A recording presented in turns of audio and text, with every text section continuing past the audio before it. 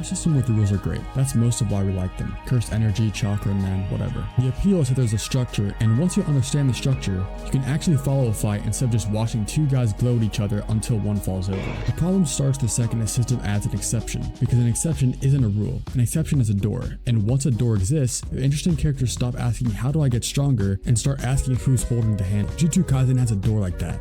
It's called a binding vow, and it's quietly the most broken thing in the entire series. Not because of how much power it hands out, but because of who gets to decide what the words mean. Quick version, because most of you know this, a binding vow is a contract. You accept the restriction and you get power. The harder the restriction, the bigger the payoff. You can make one with yourself, or you can make one with another person. And if it's with another person, both sides have to understand the terms. Even telling someone your technique counts. You give up surprise and you get raw output power. That's the whole system. It's elegant, it's clean, and I actually think it's one of the better power mechanics in modern shonen. And then you read it the second time and notice there's a hole. Both sides have to understand the terms. Nothing in there says both sides have to understand what those terms are going to be used for. So, Sukuna and Yuji. The deal is Sukuna gets 1 minute of control whenever he says the word, in chain. During that minute, he doesn't kill anybody and usually forgets the arrangement ever happened. Now, if you read those terms back and try to find the part where Sukuna agreed to stay in Yuji's body, you can't because it isn't there. So he used his minute to leave. He walked out of the vessel. The entire contract was written around into Megami, and the system just let him. No penalty, no backlash, nothing. Because he didn't break any rules. He did exactly what he said he'd do, and it still cost Yuji everything he had. And I want to be clear about why that's an important part. This isn't Sukuna being clever. Sukuna being clever would be fine. That's his whole thing. This is the system being unable to tell the difference between honoring a deal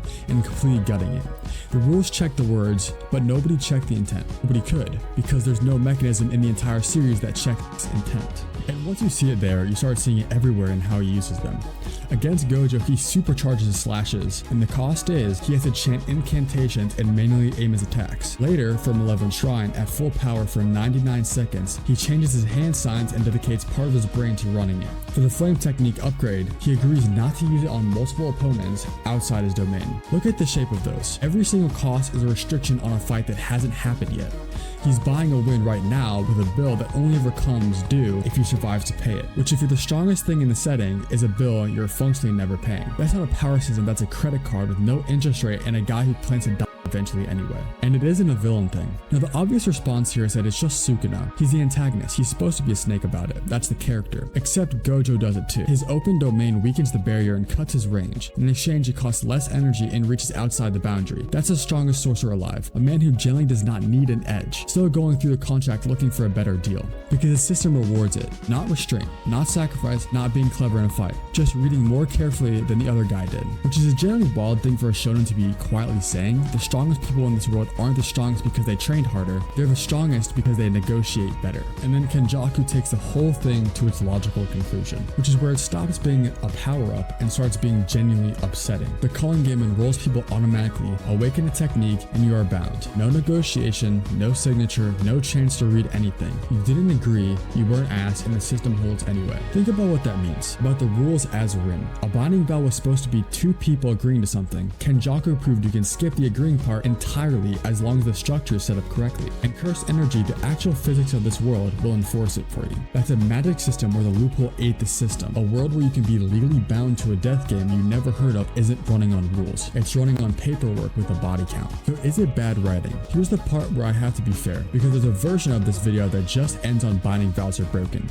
Gege didn't think it through, and I don't actually believe that, because the alternative is worse. The alternative is a power system where strength is just a number that goes up, and the only question any fight can ask is whose number is bigger. We've all watched that show, it's fine for about 2 arcs. What binding vows do is make preparation matter more than power, and that's genuinely rare. It means a weaker character can beat a stronger one without the story having to make the stronger one suddenly stupid, which by the way is the single most common way anime ruins its own fights. Nobody has to forget their abilities. Nobody holds back for no reason. They just lose because somebody read the contract more carefully. So the mechanic isn't lazy, it's the opposite. It's a thing that lets JJK write around its own overpowered characters without insulting you. But that's also exactly why it's the most broken thing in the series. Not broken as in badly made, broken as in there's no ceiling on it. Every other power system eventually caps out. You train, you hit a limit, that's the shape of it. Binding vows don't have a limit. They have a lawyer, and in a series that spent its entire run asking whether being strong actually means anything, the answer answer it kept quietly giving was no. Strength doesn't win, wording wins. Sukuna never broke a single promise he made,